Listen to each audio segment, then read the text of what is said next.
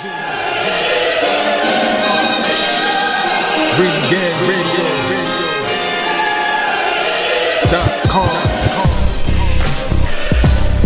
Take over.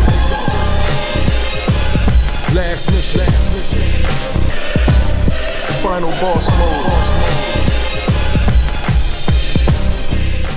But there was also, going to the next card, there was also an offering from Eddie Hearn in Matchroom Boxing, where it was there was a doubleheader in terms of the main event, where we had Conor Benn and Chris Algieri, and then in the main event we had Katie Taylor and Sharapova in that one. She was the co-main, nigga. That's what I said, nigga. Oh, I thought you said the main event. Yeah, I heard main event. Well, those were the two main. That's why I said the main event was Conor Benn, Chris Algieri, and then the co-main was Katie Taylor and Sharapova. Okay. Yeah, and we just light-skinned dudes. We just hear a little more efficiently. Whatever, nigga. We used to niggas jaw-jocking us, so we be listening. What? What was that? Silly ass niggas, yo. But one thing about that Katie Taylor fight, yo, I think Katie Taylor is starting to show a little age, because she looked incredibly mid, like more mid than she usually does. Like, I didn't know what it was, and the funny thing is, her opponent wasn't even really doing much except fouling a whole lot. I'm talking about just being scrappy. Like, all she had to do was take a half a step back and throw a right hand left hook. She would have knocked out Katie Taylor, but for some reason she didn't have the minimum boxing skills and timing to pull that off at least once in 10 rounds. Like, Katie Taylor was jumping in on her, throwing left hooks and right hands from her waist, and just open as fuck for a bunch of counters. And she always seemed like she was a second off or an inch two away or some shit. Like, she had no frustrating fight to watch. Yeah, it really was. And then Katie Taylor was just like, she did it. She tried, but it just seemed like she was either going through the motions or she just didn't know how to handle someone like that. The way she was fighting like an athletic John Ruiz. For someone who's supposedly supposed to be a top female fighter and the face of women's boxing, according to some people, she's turned in way too many ho-hum appearances for my liking. That's what I'm saying. Like, it's not bad, but it's just ho-hum is the right word for it. It's just like, Yeah. It's not. And when people talking about like she's some cash cow superstar that she brought the money into the sport, like how? Like, we really giving her all of those accolades? Like, I've never seen it. Yeah, the rise of women's boxing didn't come with just one person. It was a collective effort. Don't put it all on one person, especially Katie Taylor. I refuse to accept that. What are these big purses that Katie Taylor's getting? Like, have y'all even heard about how much she gets paid for? Nope. I honestly have not, and that's actually surprising. If she was making money, I would have heard it by now. We don't know what she's getting paid, but I have a sneaky feeling her opponents aren't getting paid what they should for what you're facing a top level fighter, and isn't that why Serrano pulled out the first time? Tried to lowball her, like, If you're the cash cow, you're giving other fighters that you face paydays. So yeah. I mean, you should be at least an Andre level of payday now, huh? Like, but whatever it is, get like, that quarter mil payment. Like, okay, like, I could get a boxing lesson for that. Honestly, Kate, it's not really much. Because Kate Taylor hasn't really crossed over into the American scene. Like, everyone knows within hardcore, obviously everyone knows she's a top level women's fighter, though. But she hasn't crossed over to the point where she says she was like a sole reason or anything like that. That these fighters, because most of these women fighters, they don't. They just want to sign with Eddie because Eddie knows Eddie puts money behind the women fighters, not necessarily with Katie Taylor. That's probably one of the biggest reasons why women. But see, at least he has a consistent platform. I think that's more so than anything. Yeah, so women get a chance to shine. They're never on the shelf otherwise, because most of them. She's not an exciting fighter to me. I'm sorry. Well, not she's like, had exciting fights. But yeah, but that's some the thing. decent, like But she that's gets the some good fights though. She has good fights because she's kind of like having to where her opponents are like almost fighting on her level and they're going back and forth. Like if she was fighting overmatched opponents a la Clarissa Shields, we'd be saying the same thing about Katie Taylor. Like It's ridiculous. Yeah. Because that's the thing. I think her and Shields have had the same number of like good fights. Like that's about what 3 or 4. Yeah, a couple. Which is Taylor has like 20 fights and Carissa Shields has like 10. So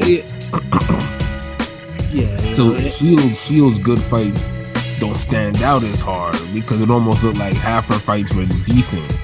Because look, like let me see, the Pursuing fight's a classic. The first one might be a fight of the year. Yeah, the first one is probably her best fight in terms of excitement. In terms of and she lost. And she lost. Right. I feel like she lost both of them shits. Fucking female boxing version of a Canelo motherfucker. Right, and then the McCaskill fight I remember was pretty good too. And okay, the McCaskill fight and then the Tasha Jonas fight. And at this point, McCaskill would definitely beat her if they ran it back. Yeah, no doubt about it. So she has about maybe 4. There might be another fight that's in there. 5 fight. Out of 20 some fights, out of 20 fights, you just got like maybe 4 or 5 good fan friendly fights. Yeah, so and Shields has about 10 fights, but she has about maybe 5 of them that are like 4 or 5 that are fan friendly. So right, they came in around the same time. So I don't think it's fair to Carissa Shields to say like Taylor brought so much money and eyes into women's boxing. Right. Yeah, absolutely. And she doesn't have those type of performances to make me feel like she's some domination. Like, well, I mean, obviously, with Shield, you could say okay, her fights may be boring, but I'll take a boring domination, Yvonne Calderon type of performance over a fucking struggle fest every time. Yeah, and this one was a big. So it was on for the Sharapova. Even for someone with her KO record, couldn't figure a way to stop clinching and being fouling and find a way to actually stop smothering her work, which was just got a point taken, and it was both of them clinching hard. Yeah, punching on, hitting on the break. Fight. Taylor ain't look like she no damn pound for pound, Yeah, and I never realized. I was like, they mentioned she was like 35. I was like, damn, she's really that old? I was like, shit. Yeah, old as fuck. Yeah, Taylor? She's that old? What? Yeah. She's 35 years old. Yeah. Well, I just realized McCaskill's like 37. I didn't realize that until recent. Yeah, well, I mean, with her, at least black doesn't crack. But see, McCaskill don't look her age because I think because of the training and she keep herself healthy, whatnot. Maybe genetics. But Katie Taylor looks 35. Yeah, and she's starting to fight like it too. And now Eddie was talking about, all Serena has to do is win this coming weekend, and the fight is going to be made at MSG. That shit's gonna be I'll be there for that. Ugly. If he's true to his word about that, I'll be there for that because I want to see somebody get their ass. That's gonna be an undercard of Fury Paul. I don't. Yeah, no, it's gonna be super ugly. Yeah, Taylor doesn't have anything for Serrano if that fight is made. So Katie Taylor will get her ass whooped, especially since Katie Taylor did beat up her sister Cindy too. So well, Cindy isn't half. I mean, no, respect to Cindy, but she's not half the fighter that Amanda is. So yeah. Oh yeah, no question about that. But there's that revenge factor and that. Yeah, it's gonna be super ugly. So yeah, Eddie's gonna lose his cash cow if that fight is made for sure. One of his. I guess him signing Baumgartner was a good look. Like honestly, that's the crazy thing. Next year, if everything plays out the way it should or the way we want it to, like next year has the potential to bring women's boxing to the next stratosphere because we could be potentially getting Taylor Serrano, Baumgartner Mayer, and Shields Marshall all in 1 year. That would be fucking amazing. It would. But of course, that's one of the, you need to make an article or something about that because That's real potential. Those 3 fights, those are the 3 biggest fights in boxing for women's boxing, at least. Well, along with Shields and what's her name again? Shields Marshall, yeah. I said Shields Marshall. Oh, okay. I said that. I said that was one of the 3. Sorry, I was being dark-skinned. I'll throw in a 4th one if you have that super bad rematch. Yeah. Super Oh yeah. That's a good 4. And it's funny because like Superbad is so talented. It's like she's also in the lighter divisions where people don't really pay attention to, but pound for pound, she's just as good as the others. But the funny thing is too, there are actually more fights for her to fight at that weight. That's the thing. There are more fights for her to fight at that weight, but it's like, once again, even in like first off, it's bad enough because there's a section of the community, of the boxing community, that doesn't pay attention to women's boxing, period, at all. So now add in the fact that they don't pay attention to the lighter weights. Now that's the double whammy. Like Estrada is basically in like, she goes through like it's almost like being a woman and being black. The double whammy, like in boxing, like in for Estrada, no, that's terrible for her. Nobody's gonna pay attention to her, unfortunately. But she's so good. She sounds so good, so skilled. Yeah, she is. I mean, we can't expect her to put on like 10 pounds and shit like that, or try to be like on some Serrano shit, fighting between all these divisions. Because I'm pretty sure even she has like a body limit. But yeah, women's boxing though definitely has a potential to blow. It's just now, women's boxing now needs the marquee fights that people are buzzing to really happen, and Taylor Serrano is one of them. Because like I said, but but I don't think it's gonna be as competitive as as it probably could have been maybe in the past. Because like Taylor looks like she's on the downward spiral right now, and Serrano is peaking. I think out of those 3, I think Baumgartner Mayer has the potential to be like the most like exciting or biggest box office of all 3 of them, because you have 2 American fighters and both of them are selling because they're talking that cash shit for women, calling each other bitches and cunts, and I'm like, damn, like they talking it up. So when they fight, and it might be for Undisputed too, because I believe Baumgartner's gonna get Choi next from everything he's been saying. Yeah, so it's gonna be for Undisputed, and they stay hyping it up, they selling it. Oh, that's gonna be a hell of a fight. Yeah. Like I said, I personally can't wait for that fight, because it's like, there's actual hatred, and that's what I want to see. Like just pure unadulterated hatred, not no buddy type of shit. Like just them calling each other all types of names and insulting their character. That's what I want to do. That's what women's boxing needs more of. Big grudge matches. But then the fights gotta turn out good though. Yeah, of course. Shields Hammer had that potential.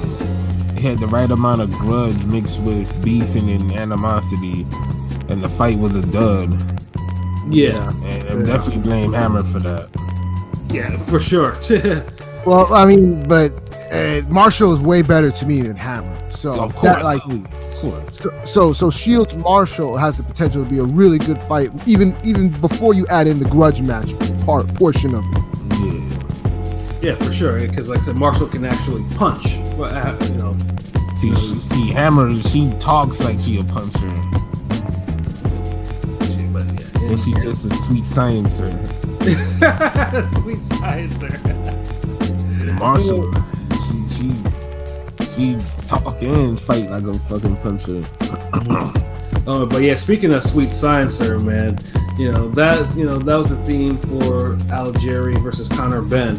Because when we talked about this fight, most of us, we looked at Benn's last fight against Granados and thinking to myself, man, Ben was kind of a little struggling with the boxing a little bit, the movement and shit, and then you have Algieri, who is not a puncher in any sense of the word, but is a very well-schooled boxer to a degree. And most people thought, okay, hey, Algieri can actually make it, make it hot for the kid. And it was an interesting fight. But one thing was for sure: whenever Algieri threw anything at Ben, it landed. It landed pretty clean. The problem was Algieri doesn't have a lot of power, so it is what it is. And then Ben was like, you know what? I can walk right through this guy. And that's what he did. You know, and Ben in the 4th round brutally knocks out Algieri with a beautiful 1-2. Like, I honestly, I didn't think Algieri would actually go like that. Because like Spence had to really had to beat him down to keep him down, you know. But Algieri took that right hand on the chin, and dude fell over in stages. Dude slumped on the ropes and everything, you know. And truthfully, I was surprised he was actually able to do that. Like, I mean, I thought maybe that if Ben would win, it would just be like a referee stoppage, like, you know, because he was getting mauled. But I didn't see Ben like putting dude on the canvas for about 3 minutes. And he looked good doing it. Like, his defense was better. Like, he was making Algieri miss with jabs. He was looking sharp, you know, patient. Like, this is the best version of Conor Benn I've ever seen in my life. Like, he put it all together. Like when I was watching it, it was reminding me of damn Peter Tony rematch. Where a guy who I looked at as so crude and just awkward and just you know, comes into his own against the most skilled guy he's fighting, and he looks skilled and composed, and it's like, damn. Like, and even then Algieri, like you said, was still landing everything he was throwing. He wasn't throwing much, but he was throwing enough where he was in the fight. Right. It was competitive, and we didn't know how long, you know, Conor Benn was gonna keep it up, but yeah, got Algieri with a nice 1-2, and that was it. Like, cause Algieri took some shots, but he ain't never take no clean shit like that from him that whole night. Yeah, exactly. And I'm just like, oh shit. I was like, damn. Like he really got out of him. Like, I mean, and honestly, I mean, I'm pretty sure Eddie could have been more pleased, because like now you have a knockout that you can make viral. Because it was that brutal knockout, and be like, hey, you know, Ben is ready. You know, Ben is ready for another step up opponent. Then the first knockdown, where, you know, Chris Algieri's always barrel rolling around somewhere and shit. Yeah, I was like, what the hell is this nigga doing? Like, dude. Yeah, that was a little weird. Yeah, it looked like some shit like Sonic get knocked into a wall or something. Like, yeah, it was weird. You know, that was something. I was like, and it's just the way how he has that whole square vibe, and it just seemed like it was naturally pissing Conor Benn off. Yeah, that dude with his barrel rolls and his tumbling and shit. I was like, damn, man, like you gotta fuck yourself up, you know, because them ropes, you know, I mean, that shit is like, that shit's cable. Like, you could really screw something up fucking around with that. He was trying to do the Syntron. Yeah. You know what I'm saying? But yeah, no, Algieri. I mean, I personally don't want to see Algieri get turned into a jobber of the stars. Although I think that's what at this point, I mean, he's 37 years old, so it's like, you know, yeah, Ben has a good knockout over a former world champion, but you know, yeah, Algieri needs to. I think it might be time for Algieri to call the Korean, like, you know, just stay in the booth. He's actually, because he's really good. He's good on commentary. He's good at commentary. You know, he doesn't want to be out there getting knocked out by young welterweights now. Yeah, I think it's a wrap. Yeah, he had a good career. He became world champion once. Yeah, and meanwhile with Ben though, now I think Ben and Eddie are both like, yeah, I want Adrian Broner. Give me that fight. I want to see that. I ain't gonna lie. I think it's just want to see the worst fucking fights, yo. I mean, it's Broner hasn't earned nothing. Like, what the fuck? Like, why y'all want to see him take on these guys for? It's a good step up for him to come to America. He's gonna come to the USA. Man, look, Blair Cobb versus Conor Benn's the real fight. That'd be a dope fight. Because neither one is on, you know, Boots or Ortiz level, but shit, I'll take Ben versus Avanesian. Yeah, people be saying that one. People be saying that one too. Yeah, I'm pretty sure. Shook out that Josh Kelly fight. Yeah, I'm pretty sure Eddie will keep Ben away from Avanesian though. Avanesian is a problem these days. Like, you know, he can't fuck around. Yeah, you want to stay away from that for now, if you can. Nah, he wasn't gifted that fucking Ruslan fight. Get out of here. He boxed Ruslan the fuck up, yo. From them 2 damn knockdowns, all those punches and jabs and right hands he was landing, he was damn knocking sweat off Ruslan's head, yo. Rusty, I see that comment. Like, nah, like Ruslan lost that shit. He had him, Algieri started, he had that barrel rolling and everything. Like, nah, I see that. I see you, Rusty. Nah. Yeah, like Mike said, I wanted Ruslan to win the fight, but even I was just like, yo, this dude just got outboxed by nigga one eye. Like, Ruslan, the king of giving away leads, yo. Yeah, because Ruslan. And the fact that it's a pattern with dude too, because he did it against John Molina, except it was even worse. You know what I'm saying? He did it with Tim Bradley too. Yeah, it's like, yeah, definitely did that. Although, he cut it close near the end though. Even though he got fucked with the damn ref with the knockdown, but he still, you dish ragging somebody that early, like, you supposed to end up stopping them. Right, exactly. You don't let them go crazy on, throwing body shots for the damn next 5 rounds and shit. Like, come on. Yeah, exactly. But that pitter pat shit, that shit was landed though. That's the thing. It's boxing, like, It's boxing, like. Yeah, he was hitting. If he's landing those pitter pats, if he's landing those pitter pats and it's snapping his head back, you're seeing sweat fall off his head with those jabs. It was. Like, that's ring general shit, like. And he was, because Ruslan couldn't do anything else, couldn't do shit else. And John Molina was like a middleweight when he came into that fight too.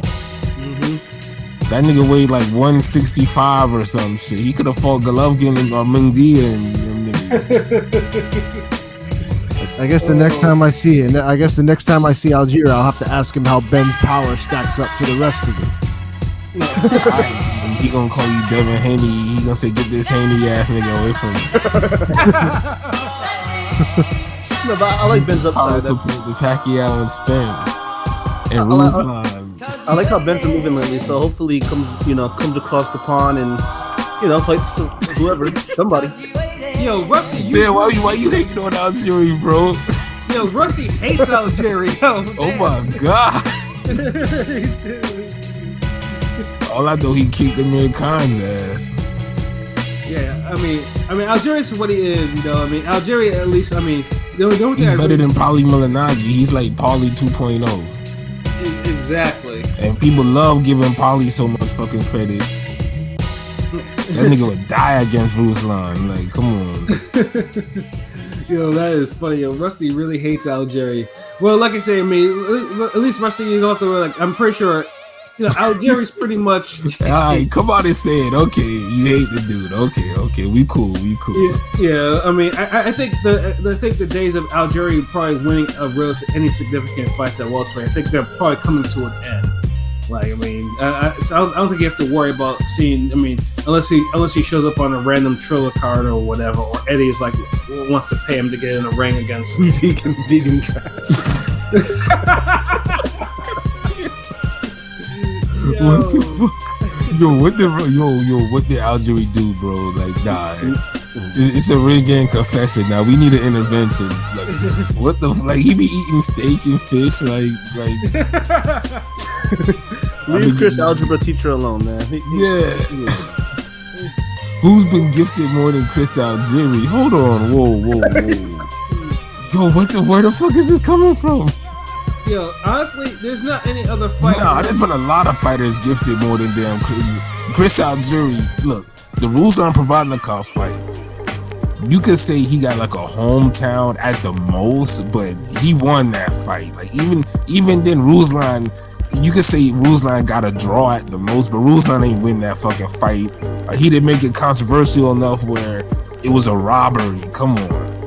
Yeah, but other than that, Herrera Swift is a bigger robbery than that fight. And we talking about going back into that time zone and shit. Fucking Herrera Benavidez is a bigger robbery than those two. Then which ones? Then fucking Swift, Herrera, and Provodnikov, Algieri. Provodnikov Algieri is not a robbery in any sense. Thank you. Okay. Yeah, that was definitely not a robbery. Yeah, well, that's some bias there to say that's a robbery. The only thing. Okay. I'm not sounding crazy here. Okay. okay. Yeah, no, I mean, he won that fight. You know, like I didn't like that he won the fight, but he won that fight. You know what I'm saying? After one gift decision, think about it. Look at all what other gifts though. Like, yeah, I'm saying like Algieri. It's not like he didn't get the win against Amir Khan, and he fought the same fight Lamont Peterson fought against Khan.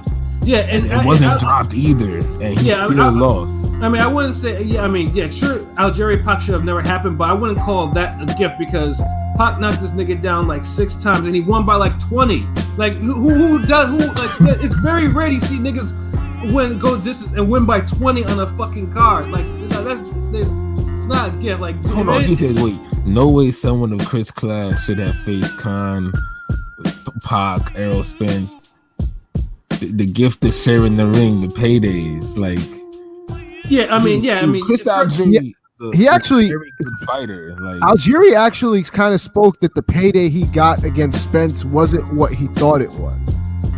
Like, that was in the whole PBC days where like everyone was like how much did he even give for Spence? Yeah, he came out and said he was kind of promised one thing, and then the offer the actual money that turned out that he got was a lot less than he thought it was. Damn. So he only got one real payday, and that was against Pac, and that was just 1.2 mil. So, that's on the low side of paydays. And and I think and keep in mind that he fought Spence after the Khan fight, and probably because wasn't Khan down? I mean, Khan was still with was with PBC at the time, I think. Didn't that take place on the PBC or was it HBO? I forget. No, I think that was on Spike TV or some shit. Yeah. Because I mean, I wouldn't be surprised if he did get a lower expected payment because of that. Yeah, he didn't get all these big paydays for fighting the A side big names of his day. Like I mean, let's put it this way. I mean, it wasn't like this nigga got like 20 million for being a. He got paid $325K for the Spence fight. Okay, that's decent, but if you're promised one thing and you getting that, it sounds like he was promised like 600K or something. Well, I mean, I guess from what I remember, I can't remember this off the top of my head, but I think he was promised a 50-50 split and it ended up being 70-30, something like that.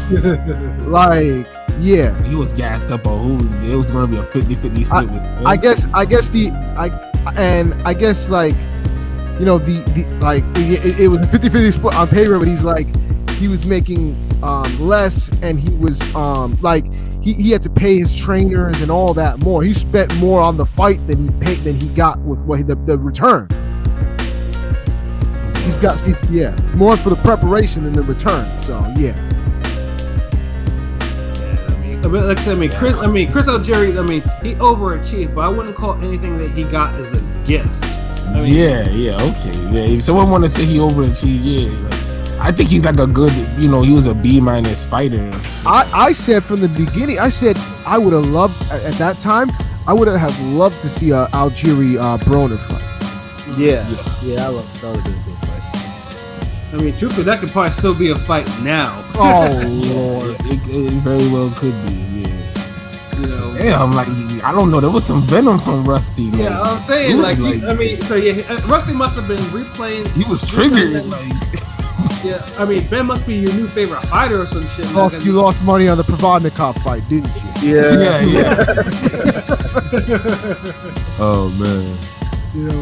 But yeah, no, Ben did his thing, man, and like I said, hopefully, Eddie moves him to now. Obviously, if he gets Broner, that would be crazy since Broner has expressed interest with working with Eddie Hearn. But Broner ain't housing nobody right now, yo. Honestly, Broner right now is probably right for. I mean, Broner couldn't even beat what's his name, Santiago.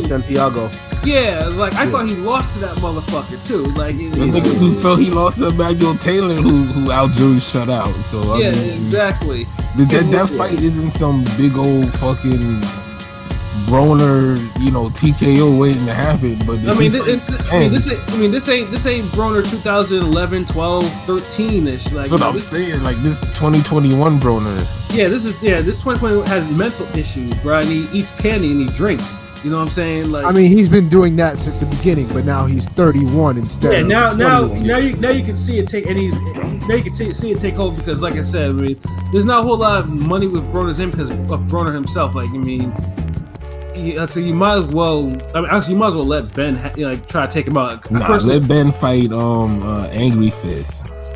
Shit, I want Angry Fist to get rid of Broner. I want somebody to get rid of Broner, man. I'm not gonna lie to you. You want somebody? Broner got one more in him. He got one more loss in him before he becomes a complete joke. He's still somewhat a draw. So he got to get a real. Not even the Santiago fight did really bad. It didn't do well number wise.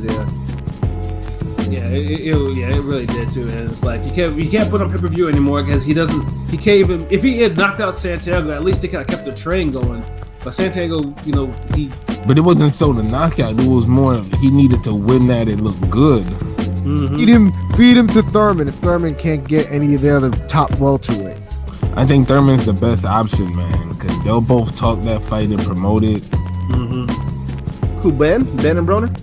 Nah, man. No, Thurman and Broner. Oh, Thurman Broner. I wouldn't give nobody else deserve the payday like that. Like, at least you be throwing them at somebody who's inactive like he is. Mm-hmm. Who's from the same era. Like, yeah, just get that fight and go for the best. And you got a feeling that Broner might have a chance against that nigga. With Ben, you can't really sell it because it's young versus old. Like, and I just don't see it as like a same thing with Prograde. Like, you can't really sell that fight like that. But with a Thurman Broner, you could sell that shit. Yeah, they would fuck around and stack. They would put that on pay-per-view and stack the undercard of that too. They would. Yeah. They absolutely would. You're absolutely right on that. So, at least I'll put that out there. But other than that, I just want to see Ben getting some better fights. And Chris Algieri could, stop doing whatever he's been doing to piss off fans like Rusty Taylor. I know, right? I don't know if you boxed this man up in a gym somewhere. I don't know, man. the vitriol, like, geez. Like, yo. He just came pouring out of that dude. I was like, wow. Oh man, but he came to the right place though. Like, yeah, exactly, man. The ring game, you can get that off your chest here at ring game. Yeah, shouts out to Rusty. He's always here, so shouts out to Rusty. Yeah, we this platform. If you have something to get off your chest, it's the perfect place for it because we've all gone our own particular tangents and rants about certain fighters. We'll let you get your bars off. Yeah.